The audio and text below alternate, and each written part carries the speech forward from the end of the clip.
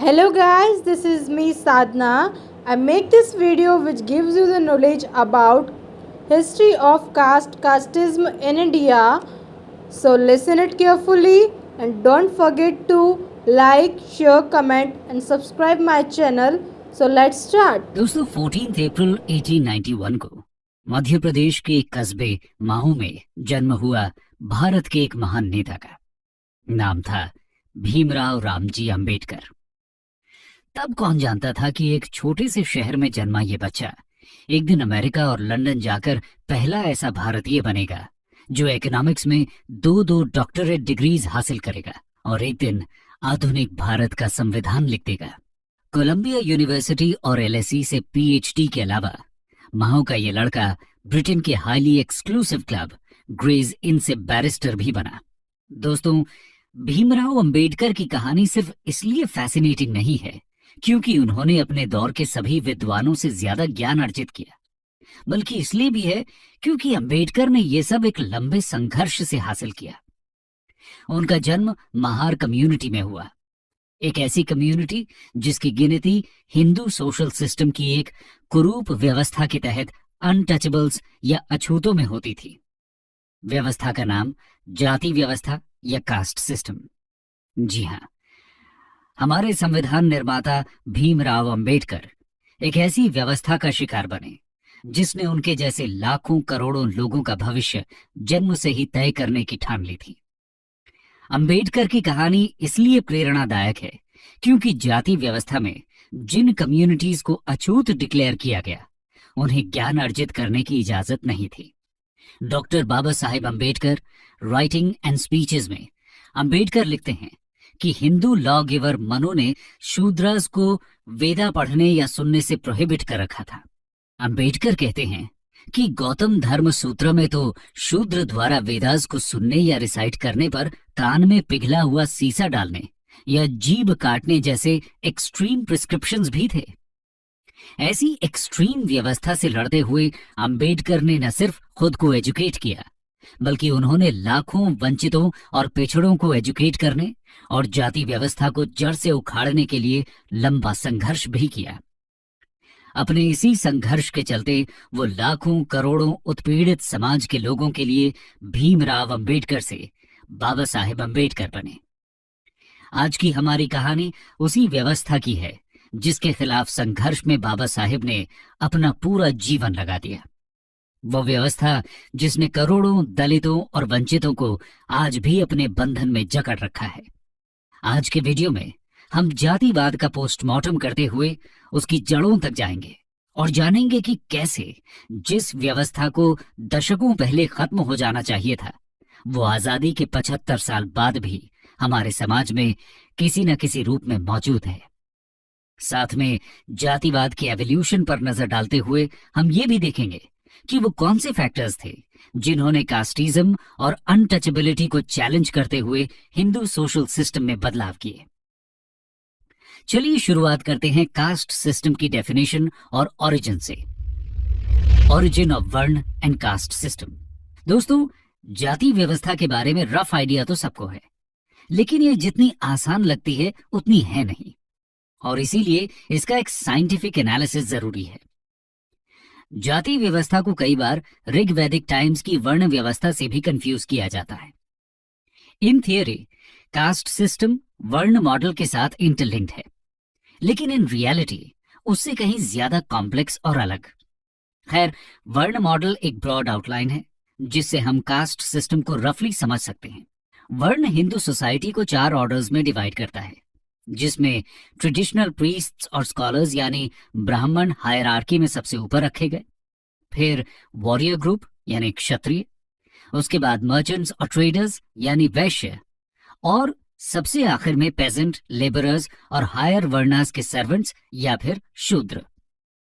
पहले 3 कास्ट्स को द्विजा यानी ट्वाइस बॉर्न कहते हैं, जो वैदिक रिचुअल उपनयना के बाद सीक्रेट थ्रेड पहनते हैं, लेकिन शूद्रस को अलाउड नहीं था। ओरिजिन की बात करें तो 1500 से 1000 BCE के बीच ऋग्वैदिक सोसाइटी में वर्ण की शुरुआत हुई, और तब इसका मतलब रंग या कलर था। इसका इस्तेमाल सबसे पहले आर्य और दासा के बीच कंपैरिजन के लिए हुआ। आर्य उन्हें कहा जाता था जो लगभग 1800 बीसी के आसपास सेंट्रल एशिया से इंडिया में आए, और दासा वो थे जो इंडियन सबकॉन्टिनेंट के ओरिजिनल इनहैबिटेंट्स थे। खैर, तब वर्ण डिविजन्स कास्ट जैसे रिजिड नहीं थे।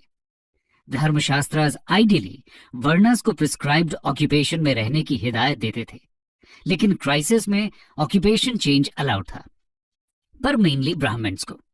खैर, कास्ट का ओरिजिन लेटर वैदिक एज यानी 1000 से 600 बीसीई के बीच हुआ, जब वर्ण रूल्स जैसे ऑक्यूपेशनल रूल्स रिजिड होने लगे। वर्ण लार्जली कर्म पर आधारित था, लेकिन कास्ट में ऑक्यूपेशन हेरेडिटरी हुआ, और ये वर्ण को कास्ट से अलग करता है। धर्मसूत्र के हिसाब से इंटरवर्ण मैरिजेस या फिर वर्ण समकरा से जातियों का जन्म हुआ, पर इस थ्योरी की साइंटिफिक वैलिडिटी कम है। इनिशियली कास्ट में अनटचेबिलिटी नाम का सोशल ईवल भी नहीं था, जबकि कास्ट हायरार्की हमेशा से थी। अस्पृश्य या अनटचेबल वर्ड का पहला लिटरेरी एविडेंस 1st और 3rd सेंचुरी एडी में विष्णु धर्म शास्त्र में मिलता है। अनटचेबिलिटी के ओरिजिन की ये टाइमलाइन B.R. अम्बेडकर के असेसमेंट से भी मैच करती है। अर्ली 5th सेंचुरी में जब चाइनीज ट्रैवलर फाहियन इंडिया आए, तो वो भी अनटचेबिलिटी के वाइड स्प्रेड एग्जिस्टेंस की बात करते हैं। ये वो दौर था जब अनटचेबिलिटी रिजिड और एक्सप्लॉयटेटिव होने लगा था। खैर, चलिए अब वर्ण और जाति के अंतर को डिटेल में देखते हैं। वर्ण वर्सेस जाति। दोस्तों, वर्ण और जाति में कई अंतर हैं। जाति को ही इंग्लिश में कास्ट कहा जाता है। पहला डिफरेंस तो ये है कि वर्ण केवल 4 हैं, लेकिन जातियां अनकाउंटेबल। कास्ट में एक 5th ग्रुप भी है, जिसे अवर्ण, अतिशूद्र या अनटचेबल्स कहा गया। दूसरा ये कि वर्ण में 4 ग्रुप्स का स्टेटस फिक्स्ड है, लेकिन कास्ट में ऐसा नहीं है। फॉर एग्जाम्पल, ब्राह्मण्स और अनटचेबल्स के बीच लोकेटेड मिडिल कास्ट्स के स्टेटस और privileges control over land, wealth, power और पॉपुलेशन जैसे लोकल फैक्टर्स पर डिपेंडेंट हैं। इसलिए अगर एक ग्रुप इतिहास में पॉलिटिकल पावर गेन कर लेता था, तो वो क्षत्रिय स्टेटस क्लेम करने लगता। यही वजह है कि मौर्य वंश के रूलर्स के कास्ट ओरिजिन्स को लेकर कई डिबेट्स। डेमोक्रेसी के चलते आज कई जगहों में ज्यादा पॉपुलेशन वाले कास्ट्स ऊपर के वर्णा से ज्यादा वेल ऑफ और पावरफुल हैं, जिन्हें सोशियोलॉजिस्ट्स डोमिनेंट कास्ट कहते हैं।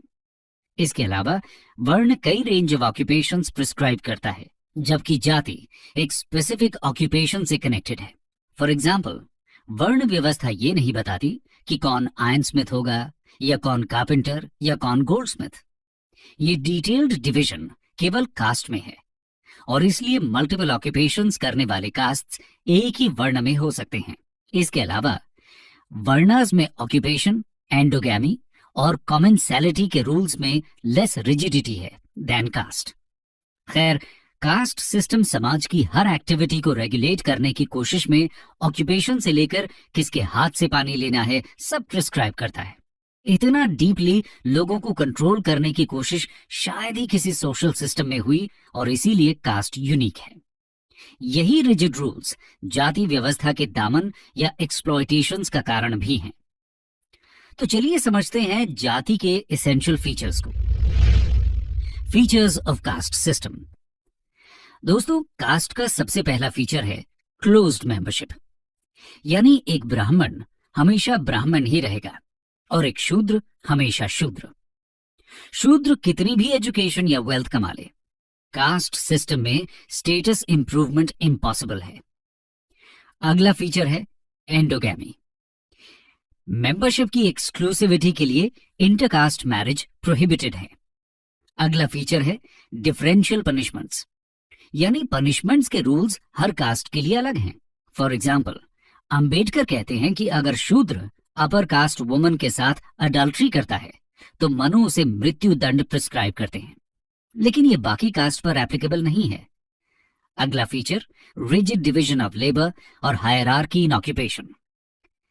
ऑक्यूपेशन बर्थ से डिसाइड होता है, और ऑक्यूपेशंस में भी हायर स्टेटस और लोअर स्टेटस होता है।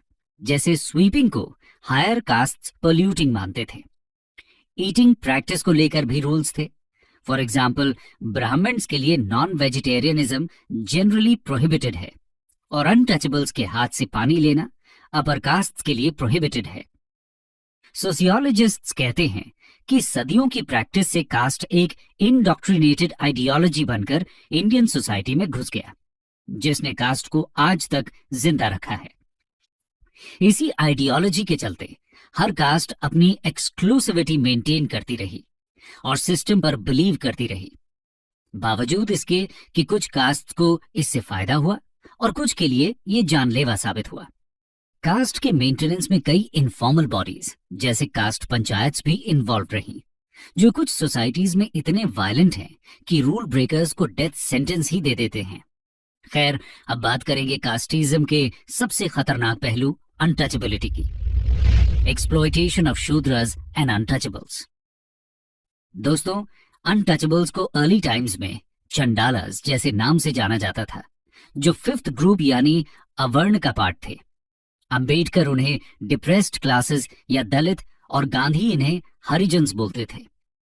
एडमिनिस्ट्रेटिव कन्वीनियंस के लिए गवर्नमेंट ऑफ इंडिया एक्ट 1935 से इन्हें शेड्यूल्ड कास्ट का दर्जा मिला। कॉन्स्टिट्यूशन ने शेड्यूल्ड कास्ट्स को एनलिस्ट करने की पावर प्रेसिडेंट ऑफ इंडिया को दी है।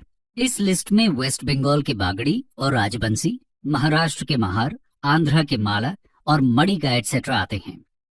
स्टिग्मा और डीह्यूमनाइजेशन की बात करें तो इसका एक एग्जाम्पल यही है कि एससीज के कास्ट टाइटल्स को ही कई बार स्लर की तरह यूज किया जाता था, जिसे SC/ST एक्ट ने अपराध डिक्लेयर कर दिया। इसके अलावा उन्हें कई बार डॉग्स और क्रोज से भी इक्वेट किया गया। आपस्तंभ धर्मशास्त्र के हिसाब से अगर कोई हायर कास्ट चांडाल से कांटेक्ट में आए, बात करे या देखे भी, तो उसे इमीडिएटली नहाकर ब्राह्मण से बात करके और सन, मून और स्टार्स को देखकर खुद को प्योरीफाई करना चाहिए। मॉडर्न टाइम्स में भी ये चलता रहा। सोशियोलॉजिस्ट घूरे बताते हैं कि तमिलनाडु में शनार कास्ट को ब्राह्मण से 24 कदम और केरला में तीयंस को ब्राह्मण से 36 कदम दूर रहने की हिदायत थी। ये सिर्फ कुछ एग्जाम्पल्स हैं। असल में देश की 16% पॉपुलेशन के खिलाफ ऐसे डीह्यूमनाइजिंग रिचुअल्स और एक्ट्स की लिस्ट लंबी है। दलितों के साथ रेजिडेंशियल डिस्क्रिमिनेशन भी उनकी एंट्री पूरी तरह बैन रही। हायर कास्ट्स द्वारा पहने जाने वाले आभूषण और कपड़ों पर भी एक्सक्लूसिव कंट्रोल था। जेफरी कहते हैं कि केरला की इड़वा वुमेन को बॉडी के अपर पार्ट्स में कपड़े रखना अलाउड नहीं था। कास्ट रूल्स के वायलेटर्स को एक्सट्रीम पनिशमेंट्स मिलती, जो आउटकास्टिंग, वायलेंस, किलिंग, लिंचिंग एटसेट्रा के रूप में थी। ये आज भी खत्म नहीं हुआ है। 2016 में गुजरात के ऊना में कुछ दलितों के खिलाफ वायलेंस की वीडियो रिकॉर्डिंग्स इसी कास्टिस्ट मेंटालिटी का रिजल्ट हैं। सेग्रीगेशन के बावजूद एससीज इंडियन सोसाइटी के इंटीग्रल कंपोनेंट थे, क्योंकि उनके बिना सोशल लाइफ और अपर कास्ट लैंड ओनर्स की लग्जरी सस्टेन नहीं हो सकती थी। खैर, जाति और अनटचेबिलिटी ने मिलकर भारत में मेरिट को डिस्ट्रॉय किया, जिसने ग्रोथ, डेवलपमेंट और इनोवेशन को नुकसान पहुंचाया। इस बंटवारे ने इंडियंस को इन्वेडर्स के खिलाफ एकजुट होने से भी रोका, जिसका फायदा अंग्रेजों ने भी उठाया। अब चलते हैं ब्रिटिश रूल के समय जाति में हुए बदलाव की ओर। Colonialism and caste system. दोस्तों, 18th और 19th सेंचुरी में जब वेस्टर्न आइडियाज और मॉडर्न इंस्टीट्यूशंस इंडिया में पेनिट्रेट हुए, तो कास्ट सिस्टम ने मैसिव चैलेंजेस फेस किए और चीजें बदली। ब्रिटिश राज ने एससीज को नए एवेन्यूज दिए, जो उनके लिए कास्ट से बाहर निकलने का पहला मौका था। इन नए एवेन्यूज में economic opportunities, access to education, westernization और पॉलिटिसाइजेशन जैसे फैक्टर्स थे। कॉलोनियलिज्म के साथ भारत में एंट्री हुई रेलवेज और इंडस्ट्रीज की, और बॉम्बे, कैलकाटा, मद्रास जैसे शहर एक्सपैंड हुए। इन सिटीज में नए जॉब्स की डिमांड बढ़ी। फैक्ट्रीज में वर्कर्स, शहरों की देखरेख के लिए manual labourers, drains, roads, buildings के कंस्ट्रक्शंस एटसेट्रा के लिए वर्कर्स की जरूरत थी, और शहर कास्ट के डिवीजन ऑफ लेबर को चैलेंज करने लगे। विलेजेस में अपर कास्ट लैंड ओनर्स के दमन से तंग आ चुके ओप्रेस्ड कास्ट प्रगति की उम्मीद में शहरों में गए और नई जॉब्स में शामिल हुए। कॉलोनियलिज्म ने मॉडर्न इंस्टीट्यूशंस की मदद से भी कई कास्ट ग्रुप्स की कंडीशंस को इंप्रूव किया। फॉर एग्जाम्पल, ब्रिटिश आर्मी में महार कम्युनिटी को जगह मिली। तमिलनाडु के नादर्स पहले टॉडी टैपिंग में थे, जिसे पोल्यूटिंग माना जाता था, लेकिन ब्रिटिश रूल में कई नादर्स टॉडी ट्रेड में घुसे और मिडलमैन और मनी लेंडर्स बनकर उन्होंने अपना सोशल स्टेटस चेंज किया। इक्वालिटी पर बेस्ड मॉडर्न लीगल सिस्टम ने भी कास्ट को चैलेंज किया, जिसका इस्तेमाल लोअर कास्ट लीडर्स ने बढ़ चढ़ कर किया। लेकिन सिचुएशन कॉम्प्लेक्स थी। एक तरफ ओप्रेस्ड कास्ट के लिए शहर उम्मीद लेकर आया, लेकिन वहां भी उन्हें ऐसे ही जॉब्स मिले जिन्हें लेकर स्टिग्मा बरकरार रहा। इसलिए इकोनॉमिक अपॉर्चुनिटीज बढ़ी, लेकिन स्टेटस इंप्रूवमेंट सिर्फ कुछ ही का हुआ। कुछ शेड्यूल्ड कास्ट्स जो कॉटेज इंडस्ट्रीज, वीविंग और टैनिंग में थे, वो तो मैनचेस्टर की चीप मशीन मेड क्लोथ्स के चलते बर्बाद हो गए। खैर, मॉडर्न एजुकेशन के चलते कई सोशल रिफॉर्मर्स ने कास्ट और छुआछूत के खिलाफ लोगों को जागृत किया और ओप्रेस्ड कास्ट्स को एजुकेट किया। इस एजुकेशन के चलते ही सोशल रिफॉर्म मूवमेंट्स का उदय हुआ, जिसे हम आगे देखेंगे। सोशल रिफॉर्म्स और एंटी कास्ट स्ट्रगल। दोस्तों, भारत में कास्ट पर सबसे पहले अटैक्स रिलीजियस रिफॉर्म से हुए, जो एंशिएंट टाइम्स तक ट्रेस किए जाते हैं। बुद्धिज्म और जैनिज्म से लेकर हिंदुइज्म के भक्ति मूवमेंट तक सबने इक्वालिटी को प्रीच किया। संत रामानुज से लेकर निम्बार्काचार्य, चैतन्य महाप्रभु, कबीर इत्यादि का रोल इसमें इमेंस रहा है। पर कास्ट सिस्टम को सबसे बड़ा झटका 19th सेंचुरी में लगा। फ्रेंच रेवोल्यूशन हो चुका था और लिबर्टी, इक्वालिटी और फ्रेटर्निटी के आइडियाज पूरे विश्व में प्रचलित हो रहे थे। इंडियंस भी इससे अछूते नहीं थे। कई इंडियन लीडर्स और स्कॉलर्स मॉडर्न आइडियाज से प्रेरणा लेकर अनटचेबिलिटी और चाइल्ड मैरिज जैसे सोशल इवल्स पर अटैक करने लगे। अर्ली रिफॉर्मर्स में ब्राह्मो समाज के राजा राम मोहन रॉय और महाराष्ट्र में प्रार्थना समाज और परमहंस मंडली एक्सेट्रा इंपॉर्टेंट थे। Early leaders largely upper caste से थे, लेकिन second half of the 19th century तक मॉडर्न एजुकेशन नॉन ब्राह्मण्स तक पहुंची और तब उन्होंने एंटी कास्ट मूवमेंट्स को लीड किया। अर्ली 19th सेंचुरी में सेंट्रल इंडिया में सतनामी मूवमेंट के तहत गुरु घासीदास ने लेदर वर्कर्स और 1860s में बंगाल में हरिदास ठाकुर ने मटुआ सेक्ट के तहत चांडाला कल्टीवेटर्स के अपलिफ्टमेंट पर काम किया। लेट 19th सेंचुरी में केरला में एडवाज कास्ट के श्री नारायण गुरु भी कास्ट के खिलाफ जंग छेड़ चुके थे, जहां उन्होंने one cast, one religion, one God for human kind का नारा दिया। इन सभी ने लोअर कास्ट को कास्ट ऑपरेशन के खिलाफ बोलने का सेल्फ कॉन्फिडेंस दिया। ऑप्रेस्ड कास्ट लीडर्स में सबसे ज्यादा इन्फ्लुएंशियल और वोकल शायद ज्योतिराव फूले थे। उन्होंने ब्राह्मण्स के डोमिनेंस को चैलेंज करने के लिए उन्हें आउटसाइडर डिक्लेयर कर दिया और ऑप्रेस्ड कास्ट को इंडिया का ओरिजिनल इनहैबिटेंट बताया। फूले ने कहा कि इंडिया के बाहर से आए अपर कास्ट्स ने इंडिया के ओरिजिनल लोगों को ऑप्रेस कर अपना दबदबा कायम किया है और इसीलिए अगर अपर कास्ट्स इक्वालिटी को नहीं मानते तो भारत की धरती पर उनका कोई अधिकार नहीं है।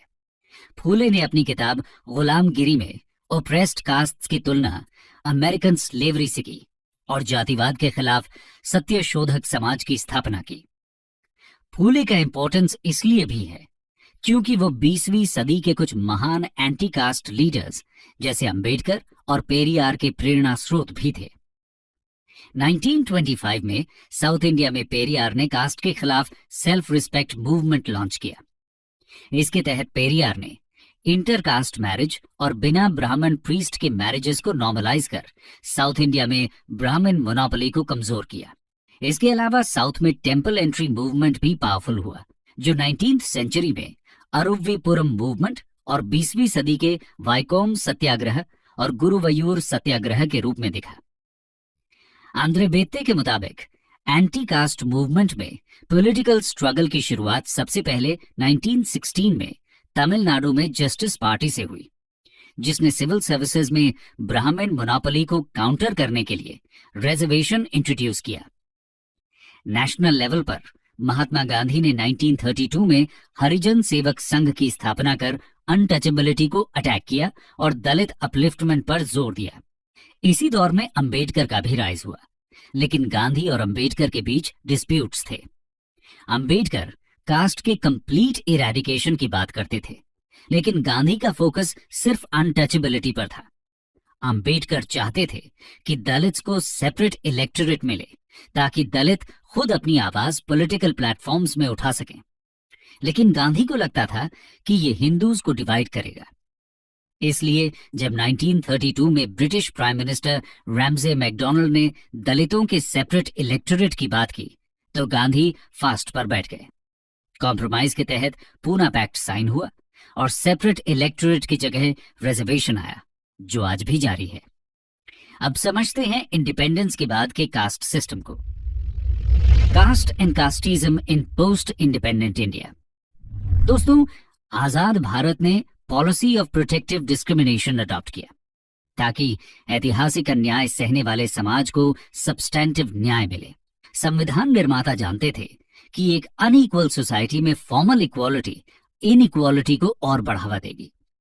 यानी कि भले ही संविधान ने कंपेटिटिव एग्जाम्स के लिए हर कास्ट को इक्वल अपॉर्चुनिटी दे दी हो, लेकिन रियल सेंस में इक्वालिटी तब तक नहीं होगी जब तक उस कंपटीशन में बैठने वालों का सोशो इकोनॉमिक कंडीशन सिमिलर ना हो। हजारों सालों से ऑपरेशन झेल रही जाति के लोगों को अगर प्रिविलेज्ड हाई कास्ट के लोगों के साथ एग्जाम में बिठा दिया जाए तो ये ट्रू सेंस में इक्वल कंपटीशन नहीं है। इसके अलावा खुद भी जाति व्यवस्था को झेल चुका एक ओप्रेस्ड कास्ट नेता ओप्रेस्ड कास्ट के हिसाब से बेटर डिसीजन ले सके, इसके लिए पॉलिटिक्स में भी रिप्रेजेंटेशन जरूरी था। इसलिए एससीज के लिए लेजिस्लेचर, गवर्नमेंट जॉब्स और एजुकेशन इंस्टीट्यूशंस में रिजर्वेशन की व्यवस्था हुई। 15% सेंट्रल सर्विसेज में और 14% पार्लियामेंट में। अनटचेबिलिटी का एबोलिशन हुआ और एससीज को पब्लिक प्लेसेस जैसे shops, hotels, wells, tanks, bathing ghats, roads etcetera में फ्री एंट्री मिली। 5 ईयर प्लान्स में भी एक स्पेसिफिक कंपोनेंट बना जो इन कम्युनिटीज के वेलफेयर पर स्पेशल ध्यान देता था। पॉलिटिकल स्ट्रगल को कंटिन्यू रखने के लिए बाबा साहेब अंबेडकर के बेटे यशवंत अंबेडकर और एन शिवराज के नेतृत्व में रिपब्लिकन पार्टी ऑफ इंडिया को 1957 में बनाया गया।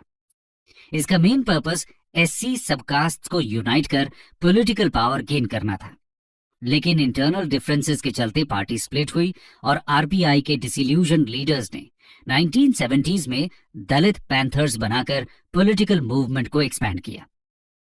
नॉर्थ इंडिया में दलित लीडर कांशीराम का उदय हुआ, जिन्होंने बहुजन्स यानी दलित्स और बाकी के बैकवर्ड कास्ट्स को यूनाइट किया। उन्होंने 1984 में बहुजन समाजवादी पार्टी का फॉर्मेशन कर शेड्यूल्ड कास्ट पॉलिटिक्स को नया आकार दिया। कास्ट पॉलिटिक्स में एक इंपॉर्टेंट टर्न 1980s और 1990s में आया, जब मंडल कमीशन ने अदर बैकवर्ड क्लासेस के लिए 27% रिजर्वेशन की बात की। ओबीसीज मिडिल कास्ट के वो ग्रुप्स हैं जो फॉरवर्ड कास्ट के डोमिनेंस के चलते बैकवर्ड रहे। मंडल ने भारतीय राजनीति को हमेशा के लिए बदल कर रख दिया, क्योंकि मंडल मूवमेंट से जन्मे कई बैकवर्ड कास्ट नेताओं ने 1990s में यूपी और बिहार से इंडियन नेशनल कांग्रेस की मोनोपोली को डिस्ट्रॉय कर दिया। 1990s के बाद लगभग 24 साल तक इनके बिना नेशनल गवर्नमेंट बन पाना किसी पार्टी के लिए मुमकिन नहीं था। सोशियोलॉजिस्ट्स कहते हैं कि भले ही जाति व्यवस्था पिछले 200 सालों में कमजोर हुई, लेकिन caste as an identity democratic politics के चलते स्ट्रेंथन हुई है, जिसका असर कास्ट बेस्ड वोटिंग बिहेवियर में दिखता है। कुछ सोशियोलॉजिस्ट्स ये भी कहते हैं कि भले ही दलित और बैकवर्ड कास्ट मूवमेंट्स ने ओप्रेस्ड कास्ट्स को एम्पावर किया, लेकिन जातिवादी आइडियोलॉजी पूरी तरह से खत्म नहीं हुई है। शायद यही वजह है कि आए दिन हम दलितों के खिलाफ वायलेंस, ऑनर किलिंग्स एटसेट्रा की खबरें सुनते हैं और एनसीआरबी की रिपोर्ट कास्ट बेस्ड वायलेंस में राइज की ओर इशारा करती है। ऊना वायलेंस से लेकर हाथरस रेप केस तक कास्ट बेस्ड ऑपरेशन चर्चा में रहे। यूनिवर्सिटीज में भी अनटचेबिलिटी मॉडिफाइड फॉर्म्स में दिखती है। 2016 में हैदराबाद यूनिवर्सिटी में रोहित वेमुला के सुसाइड ने इंस्टीट्यूशनलाइज्ड कास्टिज्म पर डिबेट शुरू की। इंटरकास्ट मैरिज जैसी प्रैक्टिसेस आज भी टैबू हैं। अर्बन सेंटर्स में भी कास्टिज्म खत्म नहीं हुआ है।